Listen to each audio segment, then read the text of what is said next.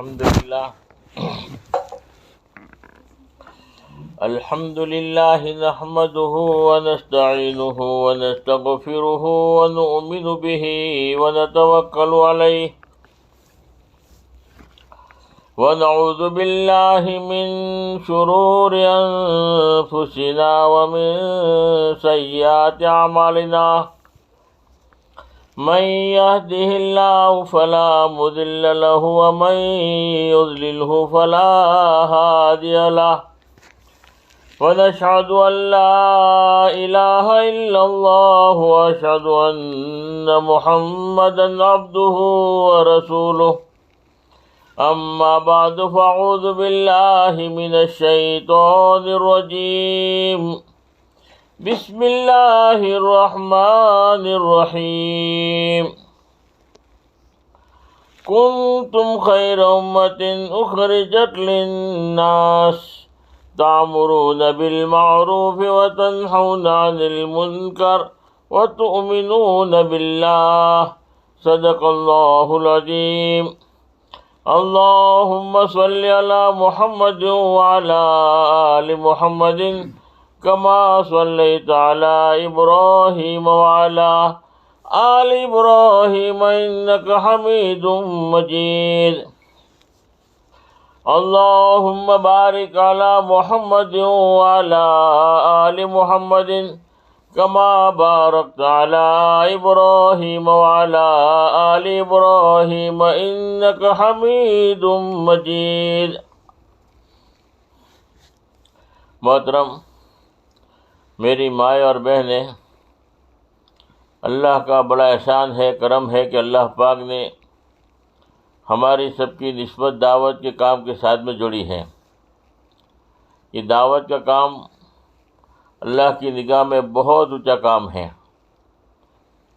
اور دعوت ہی کی نسبت میں ماشاءاللہ ہماری ماں بہنیں یہاں جڑی ہیں، دین کی نسبت پر جڑی ہیں.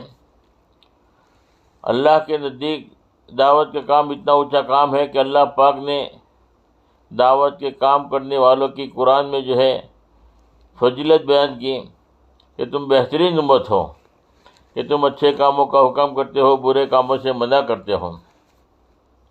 اور یہ دعوت کے کام کی ذمہ داری اللہ پاک نے مردوں کو بھی دی ہے، عورتوں کو بھی دی ہے.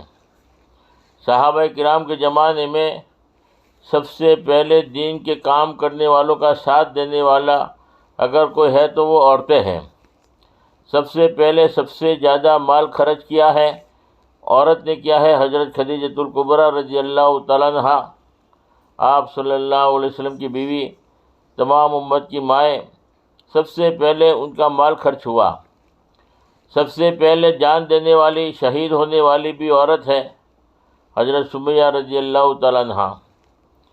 دین کی نسبت پر سب سے زیادہ بڑا دخل اگر ہے تو ماں بہنوں کا ہے، کہ ماں بہنوں کی گود میں بچے پلتے ہیں، بڑے ہوتے ہیں. اب ماں بہنوں میں دین ہوتا ہے تو بچے دیندار بنتے ہیں، بڑے بڑے اللہ والے بنتے ہیں. صحابہ کرام رضی اللہ تعالیٰ عنہ کو اللہ نے دین کا کام لیا، ان کی ماں بہنوں کا بڑا دخل ہے کہ انہوں نے جو ہے تربیت کی، انہوں نے جو ہے فکر کی، اور اپنی اولادوں کو جو ہے دین کے کام کے لیے پسند کیا. صحابہ کرام کے بعد تابعین، طبع تابعین، اولیاء کرام، بزرگان دین جو دین کا کام کر رہے ہیں، اس میں بھی ماں کا دخل ہے، عورت کا دخل ہے. پیران پیر عبد القادر جیلانی، محبوب سبحانی رحمۃ اللہ علیہ، جو تمام ولیوں کے ولی ہیں، جن کا مقام سب سے اونچا ہے، فرماتے ہیں کہ ان کی ماں بڑی دیندار تھی. ان کے والد صاحب کا ایک قصہ لکھا ہے کتابوں میں، جس کا خلاصہ یہ ہے کہ ان سے جو بھوک لگی تھی تو پانی جو بہہ رہا تھا، ندی جو جا رہی تھی، اس میں ایک سیب جو ہے تیرتا ہوا آ رہا تھا، تو انہوں نے بھوک کی وجہ سے اس سیب کو اٹھایا اور کھا لیا. کھانے کے بعد احساس پیدا ہوا کہ نہ معلوم کس کا سیب ہوگا، میں نے کھایا ہے، بغیر مالک کی اجازت کے کھا لیا ہے، حالانکہ ندی میں تیرتا ہوا آ رہا تھا.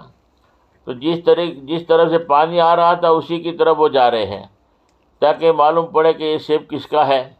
تو ایک جگہ پر دیکھا تو ایک باغ تھا جس کے اندر سیب کا درخت تھا، اور اس کی شاخیں جو ہے پانی میں جھک رہی تھیں۔ تو محسوس یہ کیا کہ یہی درخت کا سیب ہوگا، اسی کھیت کے مالک کو پوچھ لیا جائے، ان سے معافی مانگی جائے۔ تو ان کے پاس میں معافی مانگنے کے لیے گئے۔ وہ بھی جان لیا کہ یہ بڑا نیک آدمی ہے، بڑا دیندار آدمی ہے۔ تو وہ لڑکے کو جو ہے، لڑکے کا امتحان کیا۔ لڑکا ان کو پسند آ گیا، بڑا اللہ والا آدمی نظر آ رہا ہے کہ سیب کے لیے معافی مانگنے کے لیے آیا۔ اب اس آدمی نے، وہ جو بزرگ تھے، وہ بھی کھیت والے بھی بڑے اللہ والے تھے، ان کے پاس جب معافی مانگنے کے لیے گئے، پیرانی پیر عبد القادر جیلانی رحمۃ اللہ علیہ کے والد صاحب، تو انہوں نے یوں کہا کہ بھئی ایسے ہی تھوڑی معاف ہوگا، اس کے لیے آپ کو مزدوری کرنی پڑے گی۔ بولے کیا مزدوری؟ ہم کرنے کو تیار ہیں، مگر مجھے معاف کر دو، میں نے سیب کھایا ہے، یا تو اس کی قیمت لے لو۔ بولے کہ نہیں، ایسے نہیں، آپ کو 1 سال تک مزدوری کرنی پڑے گی۔ فرمایا کہ 1 سال مزدوری کرنے کے لیے انہوں نے کہا، ایک سیب میں نے کھایا ہے، وہ بھی تیرتا ہوا آیا تھا، میں سامنے سے آیا، تو تم اتنا بڑا میرے پر کام کا بوجھ ڈالتے ہو کہ 1 سال تک مزدوری کرنی پڑے گی۔ بولے تمہاری مرضی ہے، آپ کو اگر معاف کروانا ہے تو 1 سال تک مزدوری کرو، ورنہ آپ جا سکتے ہیں، ہم نے تو آپ کو زبردستی کیا نہیں ہے۔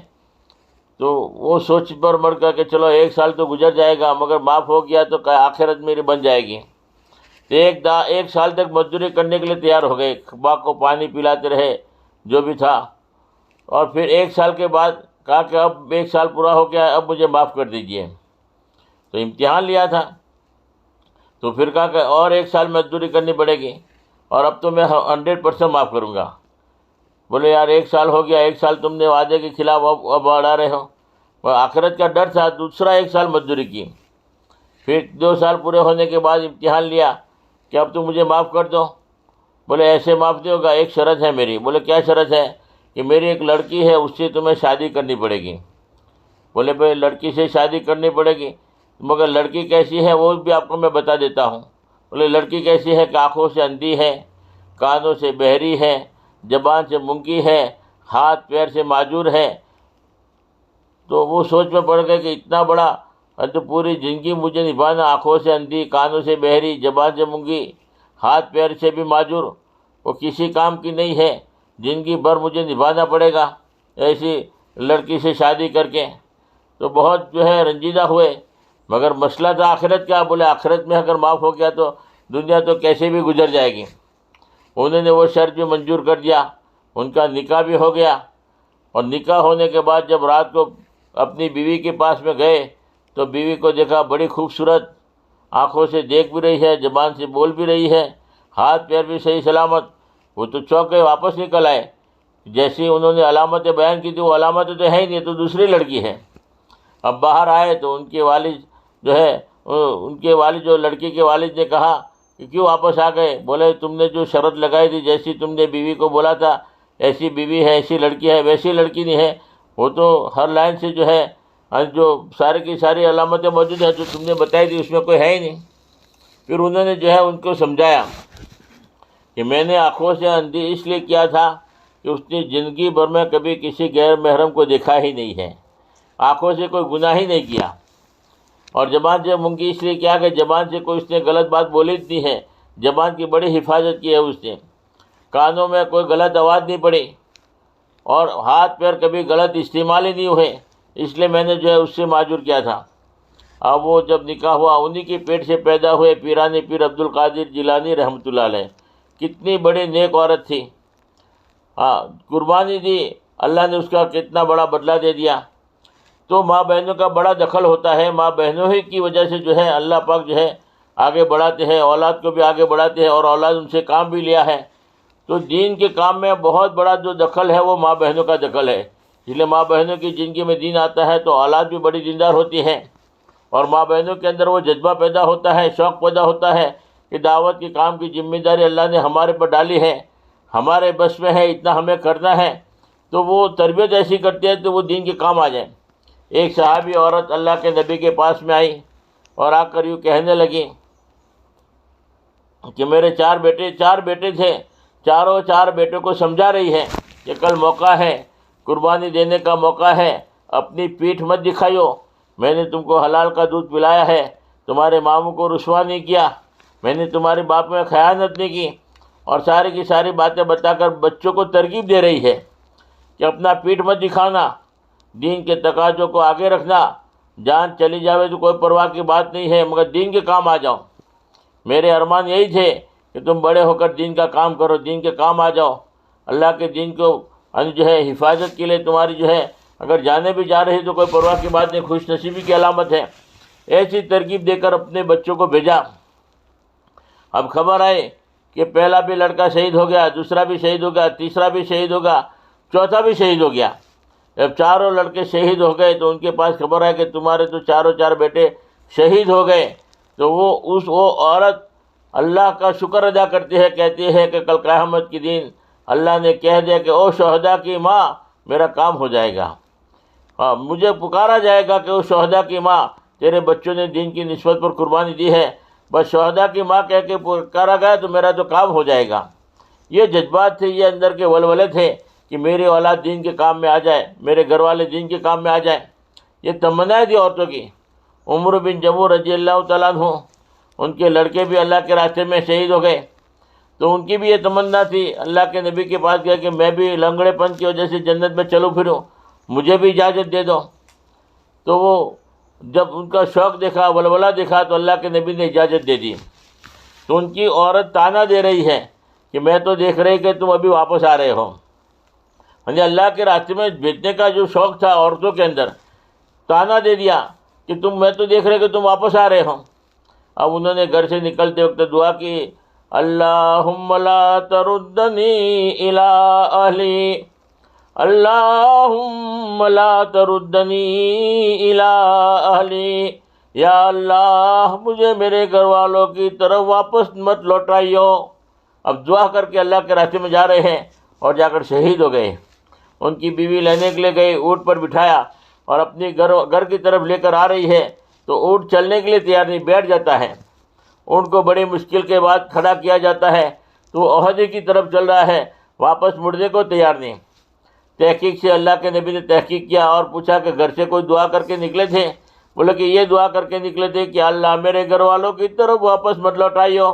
بس اب اللہ نے بھی اونٹ کو بھی یہی حکم دیا ہے، اب یہ تمہارے شوہر گھر کی طرف نہیں آ سکتے، ان کو یہی دفن کر دیا جائے، اور ان کو وہی دفن کیا۔ تو صحابہ کرام رضی اللہ تعالیٰ کی عورتوں کے اندر وہ دینی جذبہ تھا، شوق تھا کہ میرے گھر والے بھی دین کے کام آ جائے، میرے یعنی لڑکے بھی دین کے کام کے لیے آ جائے، اور دین کا ایک عجیب و غریب شوق تھا، یقین بنا ہوا تھا کہ اللہ نے ہمیں دنیا میں بھیجا ہے ہمیشہ ہمیشہ کی زندگی تو یہاں رہنا نہیں ہے، ہمارے اولاد دین کے کام آ جائے۔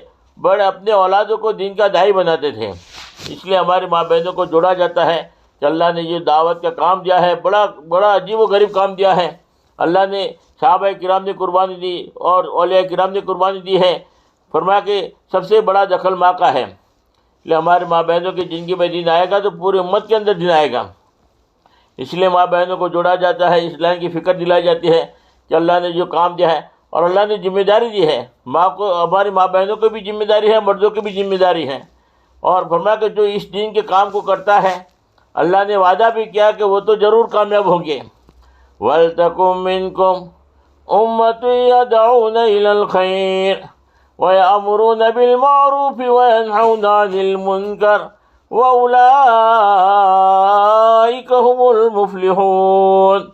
بس تم میں ایک ایسی جماعت کا ہونا ضروری ہے کہ اچھے کاموں کا حکم کرے، برے کاموں سے منع کرے، اور وہی لوگ کامیاب ہوں گے۔ اللہ نے کامیابی کا بھی وعدہ کر دیا، جو دین کا کام کرتے ہیں اللہ نے وعدہ کیا کہ وہ تو ضرور کامیاب ہوں گے، کامیابی کا اللہ نے وعدہ کیا ہے، اور اللہ کامیاب کرنے پر آئے تو کسی کا محتاج نہیں ہے، اللہ رب ہے، اللہ کن فیکون کے مالک ہیں۔ ہمارے وہ ایک جماعت ہے، جماعت جو ہے تشکیل کیا 4 مہینے کے اعتبار سے تشکیل کر رہی تھی، بیرون کے اعتبار سے۔ اب بیرون میں تشکیل ایسے آدمیوں کی نہیں ہوتی جن کے پاس مال ہو، کروڑوں روپے ہو، کمزور آدمی ہو، مگر 4 مہینہ لگا ہوا آدمی ہو، دین کا داعی ہو، ایسے لوگوں کی تشکیل ہوتی ہے۔ اب بیرون میں جانا تو لمبے خرچ کے لیے جانا پڑتا ہے، پہلے زمانے 50-60 ہزار میں ہو جاتا، تب تو لاکھ 2 لاکھ روپیہ خرچ ہو گیا بیرون میں جانے کے لیے، ریٹ بڑھ گیا، بہت ساری قربانی۔ تو ایک آدمی کی تشکیل ہوئی کہ آپ کو 4 مہینے کے لیے جانا ہے۔ اس آدمی نے کہا کہ میرے پاس اتنا پیسہ نہیں ہے کہ میں بیرون میں جا سکوں، میں تو روزانہ 100-200 روپیہ کماتا ہوں، اسی میں میرا گزران چلتا ہے، میرے پاس کوئی پراپرٹی، میرے پاس کوئی مال نہیں، اس لیے میں جانے کی ہمت نہیں کر سکتا۔ تو ذمہ داروں نے کہا کہ تم ارادہ کرو، لے جانے والی ذات تو اللہ کی ہے، اللہ لے جائے گا، اللہ کے دین کے لیے اللہ قبول کرے گا، تو اللہ کے لیے کوئی مشکل نہیں ہے۔ اللہ کا خزانے کی طرف دیکھو، اپنی جیب کی طرف مت دیکھو۔ اللہ لے جانے کے لیے تیار ہو تو آپ کو جانے میں کیا حرج ہے؟ تو اس نے ارادہ کیا، چلو میں ارادہ کرتا ہوں کہ انشاءاللہ میں تیار ہوں، اللہ کو اسباب بنائے گا تو میں تیار ہوں۔ ارادہ کر لیا۔ ارادہ کرنے کے بعد دوسری مرتبہ آئے کہ اب اصولی جمع کراؤں۔ اب اصولی جمع کرنے کے لیے آئے تو کہا کہ میرے پاس اتنا پیسہ نہیں ہے کہ میں اصولی جمع کروں، میں تو روزانہ 100-200 کماتا ہوں، وہ خرچ ہو جاتا ہے، بچت تو ہے ہی نہیں اور کچھ ایڈوانس بھی نہیں پڑا۔ تو ذمہ داروں نے کہا کہ تمہارے گھر میں کوئی زیادہ سامان ہے تو اس کو بیچو، اللہ کے راستے میں نکلو، اپنے بس میں اتنا آپ کر لو۔ بہت محنت کی، بہت سمجھایا۔ اس کے بعد میں ان کے گھر میں ایک بائک تھا جو اپنی ضرورت کے لیے استعمال کرتے تھے، اس بائک کو اللہ کے نام پر بیچ دیا۔ چلو بھائی، بائک بیچ کر انہوں نے 10-15 ہزار روپے جمع کرا لیا۔ اب 15 ہزار روپے جمع ہو جانے کے بعد ان کی ٹکٹ بن گئی، اور پھر آخر میں انہوں نے یوں کہا کہ آپ کو فلاں تاریخ کو جانا ہے اور 40,000 کا اور بھی انتظام کرنا ہے۔ اب 40,000 کا انتظام کہاں سے کریں گے؟ جو تھا وہ 100 دے دیا، کچھ بھی نہیں تھا، بائک بیچ کے 15 جمع کرا دیا، اب پیسہ تو ہے ہی نہیں۔ بولے تم اللہ سے مانگو، اللہ اسباب بنائے گا، آپ کے بس میں اتنا آپ کو کرنا ہے، اللہ راستہ نکالے گا۔ اب روزانہ 2 رکعت نماز پڑھ کے مانگتے رہے کہ اللہ مجھے جانا ہے تو آسان کر دیں۔ 2 رکعت نماز پڑھ کے مانگتے رہے۔ اب 2-4 دن ہوئے، ہفتہ ہو گیا، اب ٹائم قریب ہے جانے کا، پریشان ہے کہ پیسوں کا انتظام نہیں ہوا۔ اب جس کو جانا ہوتا ہے، جس نے ارادہ پکا کیا ہوتا ہے، اس کے دل میں اللہ پاک بات بھی ڈالتے ہیں، اگر تجھے جانا ہے تو یہ شکل ہے، اگر تجھے جانا ہے تو یہ شکل ہے، اس طریقے سے جا سکتا ہے۔ جو جاننے کا ارادہ پکا کر لیتا ہے تو اللہ پاک ہی دماغ میں بات ڈالتے ہیں کہ جانا ہے تو یہ شکل ہے، یہ شکل ہے۔ تو اللہ نے دماغ میں 2 شکلیں بات ڈالی کہ اگر تجھے بیرون میں جانا ہے، 40,000 کا انتظام نہیں ہو رہا ہے، اور تجھے اللہ کے راستے میں جانا ہے تو یہ شکل ہے اور یہ بھی شکل ہے۔ 2 شکل سمجھ میں آئی۔ پہلی شکل تو یہ سمجھ میں آئی کہ اگر تجھے جانا ہے، ابھی فوری طور پر انتظام نہیں ہوا، پیسوں کا انتظام نہیں ہے، اور تجھے جانا ہے بیرون میں، تو ایک شکل تو یہ ہے کہ تو قرضہ لے لے اللہ کے بھروسے پر، اور قرضہ لے کے اللہ کے راستے میں چلا جا، اللہ ہی ادا کرا دے گا، اور دینے والا بھی اللہ تیار کرے گا، اللہ اس کے دل میں رحم ڈالے گا، اللہ تجھے قرضہ بھی دلا دے گا، اور ادا بھی اللہ ہی کرائے گا کہ اللہ کے راستے میں جا رہا ہے، اللہ کے لیے لے رہا ہے تو اللہ ادا بھی کرا دے گا۔ اسے ٹینشن کی کوئی ضرورت نہیں ہے، اللہ اسباب پیدا کرے گا، قرضہ تیرا ادا ہو جائے گا، اور تو اللہ کے لیے لے رہا ہے، صحابہ نے لیا ہے، اللہ کے نبی نے لیا ہے، تو بھی قرضہ لے کے اللہ کے راستے میں چلا جا اور اللہ ادا بھی کرا دے گا۔ تو ایک شکل تو یہ ہے۔ دوسری شکل کیا ہے؟ دوسری شکل یہ ہے کہ تو جس مکان میں رہتا ہے، جس جھوپڑے میں رہتا ہے، اس کو بیچے گا تو اتنا پیسہ آئے گا کہ تیرا 4 مہینے اللہ کے راستے میں لگ جائے گا، مقدر میں ہوگا تو بعد میں دوسرا مکان بن جائے گا۔ 2 شکلیں ہیں، یا تو مکان بیچ کے جاؤ یا تو قرضہ لے کے جاؤ۔ اگر جانا ہے تو 2 شکلیں ہیں، تو جا سکتا ہے۔ تو بیوی سے مشورہ کیا۔ بیوی کا دیکھو بڑا ذہن ہوتا ہے، بیوی دیندار ہوتی ہے تو آدمی کے لیے آسانی ہو جاتی ہے۔ بیوی نے مشورہ کیا، بیوی بھی تیار ہو گئی کہ ایک کام کرو، میری تو یہ رائے یہ ہے کہ مکان بیچ کے چلے جاؤ، مقدر میں ہوگا تو اللہ رب العالمین دوسرا مکان بنا دیں گے، ورنہ جب تک دوسرا مکان نہیں بنے گا تب تک کرائے کے مکان میں رہیں گے۔ ہزاروں آدمی کرائے کے مکان میں رہتے ہیں اور اپنی زندگی بسر کرتے ہیں، تو اللہ کے بھروسے پر تم چلے جاؤ، مکان بیچ دو، مقدر میں ہوگا تو اللہ بنا دے گا، تم اللہ کے لیے جا رہے ہو، اللہ راستہ نکالے گا۔ اللہ پر قربانی مانگتے ہیں، لیتے نہیں ہیں۔ اللہ پر قربانی ضرور مانگتے ہیں کہ تم دے دو، مگر اللہ کے بھروسے پر آدمی دے دیتا ہے تو اللہ اس کا بدلہ بھی دے دیتے ہیں۔ اللہ برباد نہیں کرتے، اللہ آباد کرتے ہیں۔ ہاں، اس لیے فرمایا کہ یقین بنا ہوا تھا کہ اللہ نے وعدہ کیا مدد کا، تو اللہ میری مدد کرے گا۔ کیسی مدد کرے گا، کیا کرے گا، وہ تو نکلنے کے بعد ہی اللہ کی مدد آ سکتی ہے۔ جب اللہ پر آدمی بھروسہ کرتا ہے تو پھر اللہ پر کسی کا محتاج نہیں ہے۔ اللہ اسباب پیدا کرتے ہیں، اللہ خوشحال بناتے ہیں، برباد نہیں کرتے۔ ظاہر میں تو برباد ہو جاتا ہے، مگر حقیقت میں وہ آباد ہوتا ہے۔ تو مکان بیچ کے چلے جاؤ، تو مکان بیچنے کے لیے نکالا تو اللہ نے مکان بکوا دیا۔ تو مکان میں سے اتنا پیسہ آیا کہ 40,000 روپے جماعت میں لے کے نکلا، 15,000 روپے گھر پہ چھوڑا، اور 10,000 روپے بچا تھا وہ مسجد اور جماعت کو دیا کہ کسی کاروبار میں سیٹ کرنا۔ اور بیوی کو یوں کہا کہ تم اپنے میکے میں چلے جاؤ 4 مہینے کے لیے، اور میں آؤں گا 4 مہینے لگانے کے بعد، کرائے کا مکان تلاش کریں گے اور ہم کرائے کے مکان میں رہیں گے، ابھی تم 4 مہینے وہاں چلے جاؤ۔ اب بیوی اپنے میکے میں گئی، 10-15 ہزار روپے بیوی کو دیا، 40 ہزار روپے جماعت میں لے کے نکلا، اور 10 ہزار روپے جو بچا تھا وہ مسجد وال جماعت کو دیا کہ کسی کاروبار میں، کسی اور جگہ پر جہاں مناسب جگہ ہو وہاں استعمال کرنا، اللہ اس میں برکت دے گا۔ اب اللہ کے نام پر اپنا سب کو لٹا دیا، برباد ہو گیا، بائک بھی بیچ دیا، مکان بھی بیچ دیا، اللہ کے راستے میں نکل گیا 4 مہینے کے لیے۔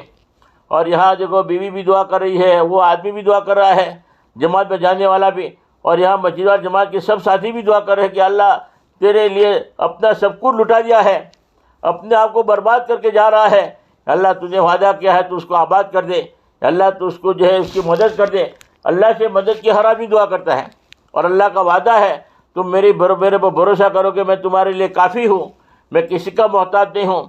اللہ کے بھروسے پر سب کچھ لٹا کر اللہ کے راستے میں نکلا۔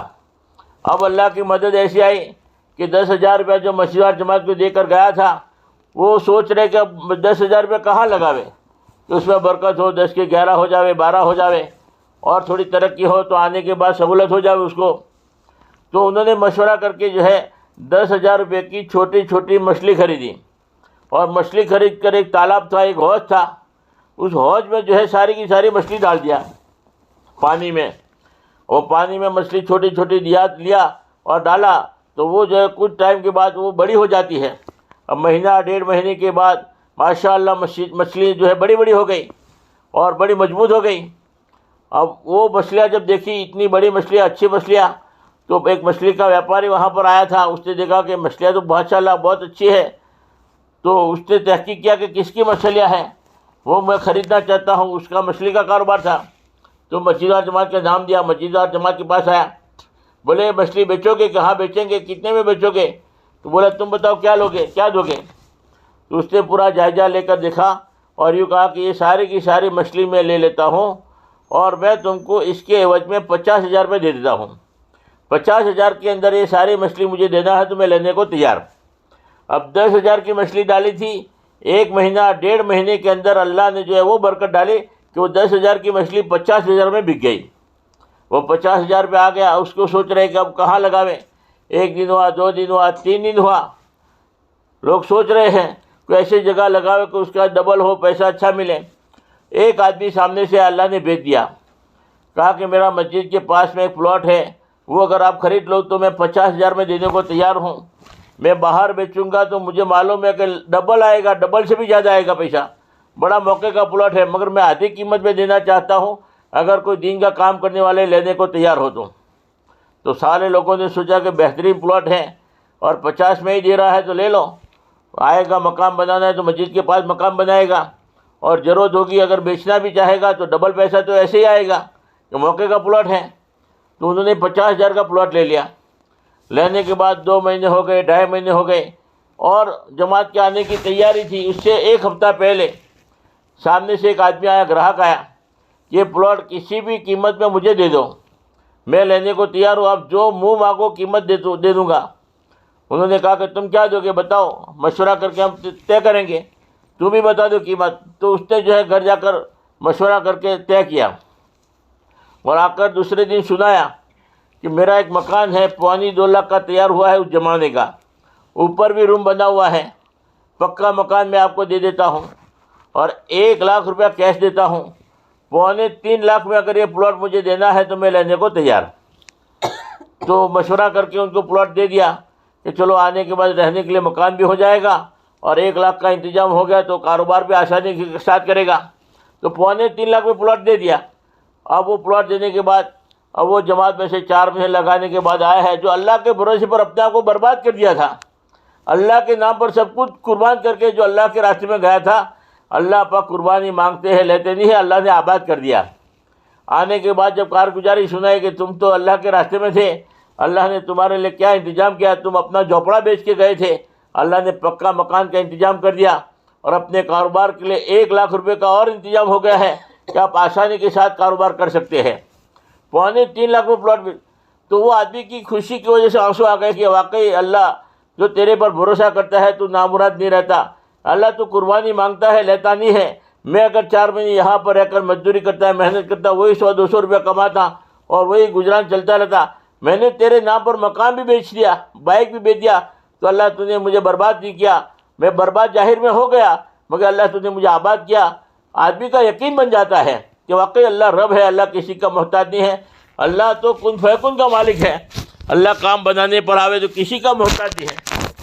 اس لیے ہمیں اللہ کی جگہ پر بھروسہ کرنا چاہیے، اللہ تو رب ہے، اللہ اسباب پیدا کرنے پر آ تو کسی کا محتاج نہیں۔ فرمایا کہ ابراہیم علیہ السلام کو جب آگ میں ڈالا جا رہا تھا، آگ جلانے کی طاقت رکھتی ہے، کسی کو بھی ڈالو جل جاتا ہے، وہ اللہ تو رب ہے۔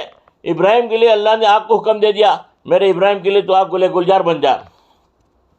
نمرود نے خلیل کو جب آگ میں پھینکا، ہوتا ہے ذرا دیکھ تو مرضی خدا، جلتے ہوئے انگاروں کو گلزار کر دیا، وَتُعِزُّ مَن تَشَاءُ وَتُذِلُّ مَن تَشَاءُ۔ اللہ جس کو عزت دینا چاہے اس کو کوئی ذلیل نہیں کر سکتا، اور ذلت دینا چاہے اس کو کوئی عزت نہیں دے سکتا۔ رب اللہ ہے۔ اللہ تو آگ سے بھی کام لے لیا، آگ کو حکم دے دیا، آگ گلے گلزار بن گئے۔ تو ظاہر کے خلاف آدمی قدم اٹھائے گا تو ظاہر کے خلاف اللہ کی مدد بھی آتی ہے۔ یہ دعوت کا کام اللہ نے ہمیں دیا ہے، اس کی ہم ناقدری نہ کریں، اس کی ہم قدر کریں۔ ہم اپنے آپ کے اعتبار سے بھی فرمایا کہ اپنے اولاد کو بھی، اپنے گھر والوں کو بھی اللہ کے راستے میں بھیجنے کا ارادہ بھی کریں، طے کریں۔ اس لیے ہر گھر میں دینی ماحول بنے، اس کے لیے ضروری ہے کہ جتنے بھی بالغ مرد ہیں، اپنے لڑکے ہیں، اپنے شوہر ہے، اپنا بیٹا ہے، بھائی ہے، باپ ہے، جو بھی ہے، ان کو جو اللہ کے راستے میں ایک مرتبہ تو 4 مہینہ ضرور لگواوے۔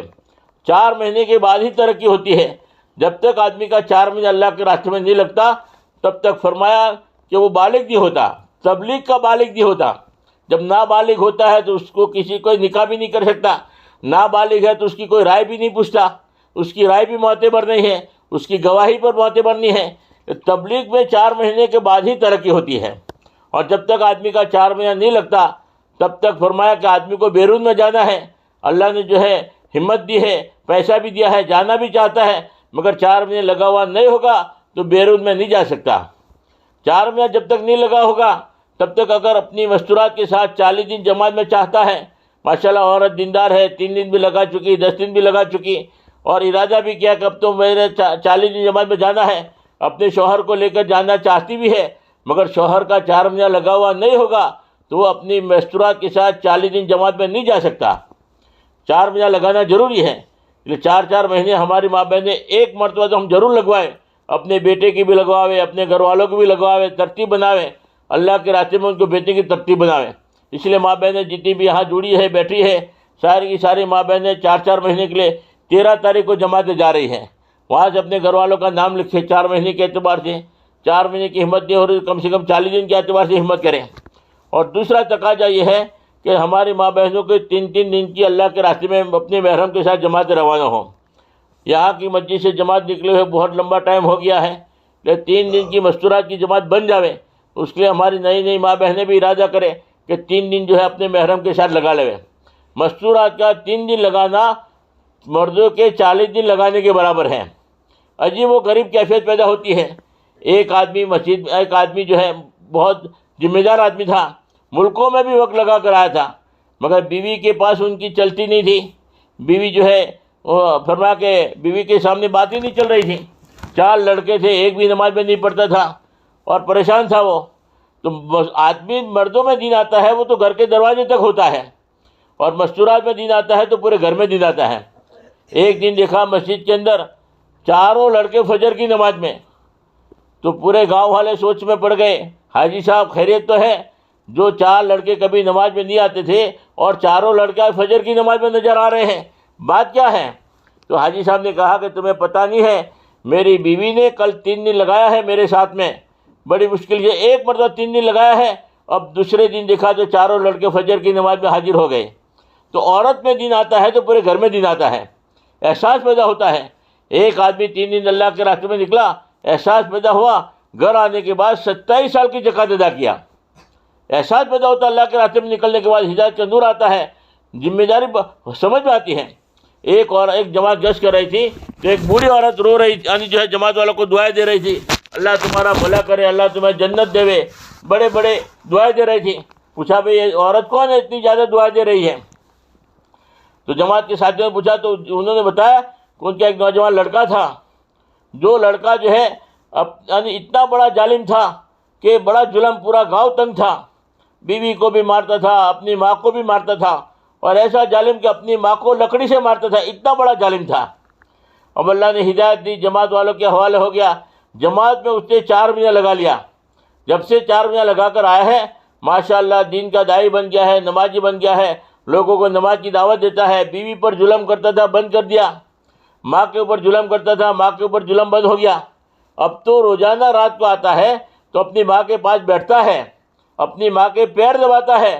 جو اپنی ماں کو لکڑی سے مارتا تھا، وہی لڑکا آج ماں کے پیر دباتا ہے اور ماں کی دعائیں لیتا ہے کہ اماں مجھے معاف کر دینا، میں نے تمہارے ساتھ بڑا ظلم کیا ہے۔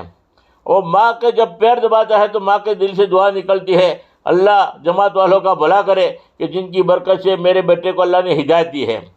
تو احساس پیدا ہوتا ہے اللہ کے راستے میں نکلنے کے بعد، جن کا صحیح رخ پر آ جاتی ہے۔ اس لیے ہماری ماں بہنیں نیتیں کرے، ارادہ کرے، ہم خود بھی جانے کی ترتیب بناویں اور اپنے گھر والوں کو بھی 4 مہینے اللہ کے راستے میں بھیجنے کی ترتیب بناویں۔ اور تیسرا کام، ہمارے ماں بہنیں سب سے پہلی ذمہ داری یہ ہے کہ ہر گھر میں فضائل اعمال کی تعلیم ہو 6 صفاتوں کے مذاکر کے ساتھ۔ ہر گھر میں تعلیم زندہ ہو، کوئی ماں بہنیں ایسی نہ ہو کہ جن کے گھر میں تعلیم نہ ہو۔ بنیادی کام یہی ہے کہ مستورات کا کام یہی ہے کہ ہر گھر میں تعلیم زندہ ہو جائے۔ جب گھروں میں تعلیم زندہ ہو جائے گی تو آٹومیٹک اللہ پاک ماحول بنائیں گے، آٹومیٹک ہدایت کا نور آئے گا، آٹومیٹک فکریں پیدا ہوگی۔ کہ گھر کی تعلیم ہر حال میں ہو، فضائل اعمال کی تعلیم تھوڑی دیر کے لیے ہو مگر ہر حال میں ہو، اس کا خاص اہتمام ہو۔ اور جتنی بھی ماں بہنیں یہاں پر آئی جڑی، وہ بھی تو نیت کر کے جاوے کہ گھر میں تو فضائل اعمال کی تعلیم زندہ کریں گے، اور نئی نئی ماں بہنوں کو بھی جو ہے اس کا ذہن بناوے کہ ان کے ہمارے محلے میں کوئی گھر ایسا باقی نہ ہو جن کے گھر میں فضائل اعمال کی تعلیم نہ ہو۔ اور مسجد کے اندر جیسے مقامی کام ہے، گشت کے اندر اپنے شوہر کو بھیجے، اپنے گھر والوں کو بھیجے۔ اور پنچکوشا جو ہوتا ہے اتوار کے دن جامعہ جو آمینہ مسجد کے اندر، وہاں پر بھی اپنے گھر والوں کو بھیجنے کی فکر کرے۔ دعوت کے کام کے ساتھ جڑے رہیں گے تو فرمایا کہ دین پر چلنا آسان ہو جائے گا۔ اسی لیے ہماری ماں بہنوں کو جڑا جاتا ہے، ماں بہنوں کا بڑا دخل ہوتا ہے، اس لیے ماں بہنوں کو جڑا جاتا ہے۔ اور چوتھا کام یہ ہے کہ اپنے بچوں کو دیندار بنانے کی فکر کرے، بچوں کی صحیح تربیت کرے، ان کو دین کا علم سکھاوے۔ ان کو اللہ نے اگر ہمت دی ہے تو ہم ان کو دین کا داعی بناوے، عالم بناوے، مفتی بناوے اور حافظ قرآن بناوے۔ اور اتنی ہمت نہیں ہے تو فرمایا کہ کم سے کم کسی بھی شعبے میں ہو مگر 4 مہینے ان کے ہم ضرور لگواوے۔ جب 4 مہینے لگے گا تو دین پر چلنا آسان ہو جائے گا، احساس پیدا ہوتا ہے۔ اور ان کو کم سے کم دین کا علم ضرور سکھاوے۔ تو اولاد ماں کے گود میں پلتی ہے، ماں سب سے پہلا مدرسہ ہے۔ کہ ماں بہنوں میں دین ہوتا ہے تو اولاد بھی دیندار بنتی ہے، اور وہی اولاد ہمارے بڑھاپے کے اندر جو ہے ہماری خدمت کرے گی۔ اور فرمایا کہ مرنے کے بعد بھی وہی اولاد جو بھی نیک اعمال کرے گی ہمیں ثواب ملے گا۔ اگر اولاد کو دیندار نہیں بنایا، اولاد گناہ کرے گی، قبر میں ہمیں ڈنڈے کھانے پڑیں گے، قبر میں ہمیں بھگتنا پڑے گا کہ ذمہ داری ہماری تھی کہ ہم نے اپنے اولاد کو دیندار کیوں نہیں بنایا۔ اس لیے ہماری ماں بہنیں اس کی فکر کرے۔ بہت سارے ماں بہنیں جو ہے اولاد کو جو ہے دین کا علم نہیں سکھاتے، دنیاوی علم سکھایا ہے، بڑھاپے کے اندر روتے ہیں کہ ہم نے عالم بنایا ہوتا تو اچھا تھا، حافظ بنایا ہوتا تو اچھا تھا۔ رو رہے، کروڑوں روپے ہیں مگر بیٹا باپ کو دیکھنے کے لیے پسند نہیں ہے، بیٹا ماں کی ملاقات کے لیے نہیں آ رہا ہے، کیا ہے مشغول ہو گیا ہے، اور ماں کی کوئی عظمت نہیں ہے، ماں کی کوئی قدر نہیں ہے۔ جب دین ہوگا تو ماں کی قدر کرے گا، دین ہوگا تو ماں کی عظمت کرے گا۔ ایسے بہت سارے ماں باپ دیکھے ہیں کہ جو دعا کرتے تھے کہ اللہ میں نے اولاد کو اگر عالم بنایا تو دیندار بنایا تو فرمایا کہ آج میرے بڑھاپے کے اندر میرا سہارا بنتا، آج وہ دیکھنے کو بھی تیار نہیں ہے۔ اس لیے فرمایا کہ ہماری اولادوں کو دین کا داعی بنا تاکہ بڑھاپے کے اندر بھی راحت ہو، قبر میں بھی راحت ہو۔ اور ایک کام یہ ہے کہ اپنے شوہر کی قدر کرے، اپنے شوہر کی خدمت کرے۔ اللہ کے نبی نے فرمایا اگر سجدہ کرنے کا حکم اللہ کے علاوہ کسی کو ہوتا تو میں تمام عورتوں کو حکم کرتا کہ اپنے شوہر کو سجدہ کرے، کہ اپنے شوہر کی ناقدری نہ کرے، شوہر کی غیبت نہ کرے، شوہر کی ناشکری نہ کرے۔ کیسا بھی شوہر ہو ان کو خوش رکھے، ان کو راضی رکھنا یہ سب سے بڑا حق ہے۔ اگر شوہر راضی نہیں ہے تو اللہ بھی راضی نہیں ہوگا، شوہر ناراض ہے تو کوئی عبادت ہی قبول نہیں ہوگی۔ لے ہماری ماں بہن اس کا خیال رکھے۔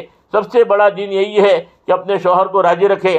اللہ رب العالمین کہنے سننے زیادہ عمل کی توفیق عطا فرمائے۔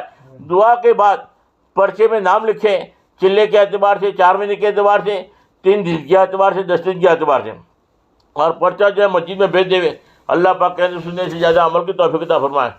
درود شریف پڑھ لے، آہستہ سے آمین کہیں. اللہ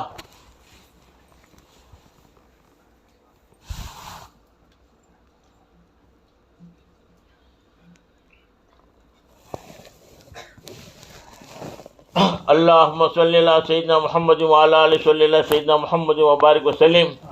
یا اللہ تو ہمارے گناہوں کو معاف فرما، رحم کا، کرم کا، عافیت کا، تربیت کا معاملہ فرما. یا اللہ جتنی بھی ماں بہنیں یہاں دین کی نسبت پر جڑی ہے، بیٹھی ہے، تمام ماں بہنوں کو حج بیت اللہ نصیب فرما. تمام ماں بہنوں کی جائز مقاصد حاجتوں کو پوری فرما. جو پریشان حال ہے ان کو اللہ ان کی پریشانی کو دور فرما. جو بیمار ہیں ان کو شفا کامل عاجل عطا فرما. جو بے روزگار ان کے لیے روزی کا انتظام فرما. یا اللہ جو بغیر شادی شدہ ہے، یا اللہ ان کے لیے غیب سے جوڑے کا انتظام فرما. یا اللہ جو شادی شدہ ہے ان کو نیک اولاد عطا فرما. یا اللہ جو اولاد کی تمنا رکھتے ہیں، یا اللہ ان کو نیک اولاد عطا فرما. یا اللہ جو لڑکے کی خواہش ہے ان کو لڑکا عطا فرما. جو لڑکی کی خواہش ان کو لڑکی عطا فرما. یا اللہ ہر حال میں یا اللہ صحیح زندگی گزارنے کی توفیق عطا فرما. یا اللہ جن کے ماں باپ حیات ان کی صحیح قدر کرنے کی توفیق عطا فرما. ان کی خدمت کرنے کی توفیق عطا فرما. یا اللہ جو بیمار ان کی شفا کامل عاجل عطا فرما. جو بے روزگار ہے ان کے لیے غیب سے روزی کا انتظام فرما. یا اللہ دین کے کام کے لیے اللہ ہر ایک کو قبول فرما. ہر ایک کی جائز مقاصد حاجتوں کو پوری فرما. دعوت کے کام کے لیے دور دیر کے لیے اللہ ہم سب کو پسند فرما. اللہ دین کی محنت کے لیے ہمیں قبول فرما. ہدایت کی دولت سے ہمیں مالا مال فرما. یا اللہ جتنی بھی ماں بہنیں بیٹھی بہترین نعمت بدل عطا فرما. اور سب کو دین کا داعی بنا. سب کو دین کے کام کے لیے قبول فرما. یہاں سے چلے کی 4 مہینے کی جماعتیں 13 تاریخ سے روانہ ہو رہی ہے. اللہ اس میں بھرپور کامیابی نصیب فرما. یا اللہ اس مسجد کو آباد فرما. یا اللہ اس مسجد کو آباد فرما اور 100% نمازی پیدا فرما. یا اللہ اس فریضہ مسجد کو آباد فرما. 100% نمازی پیدا فرما. اس محلے کو آباد فرما. یا اللہ اس محلے میں جتنے بھی یا اللہ مسلمانوں کے گھر ہیں سب کو آباد فرما لے. سب کو دین کا داعی بنا دے. ہر گھر میں فضیل اعمال کی تعلیم جینا اس کی شکلیں پیدا فرما. حضور پاک صلی اللہ علیہ وسلم نے جتنی خیر کی لائن کی دعائیں مانگی ہے ان میں ہمارا بھرپور حصہ عطا فرما. جن شرور سے پناہ چاہیے ہے ان سب سے ہماری حفاظت فرما. یا اللہ حضور پاک صلی اللہ علیہ وسلم نے یا اللہ جتنی تکلیفیں اٹھائی ہے دین کی نسبت پر، یا اللہ ہمیں بھی دین کی نسبت پر قربانی دینے کی توفیق عطا فرما. ہمیں بھی دین کے کام کے لیے قبول فرما. دعوت کے کام کو اپنا کام بنا کر کرنے کی توفیق عطا فرما. مانگا وہ بھی عطا فرما. مانگنے سے رہ کے اپنی شان عطا فرما. حضور پاک صلی اللہ علیہ وسلم کے صدقے طفل ہماری دعا کو قبول فرما. جزا اللہ عنہ محمد صلی اللہ علیہ وسلم.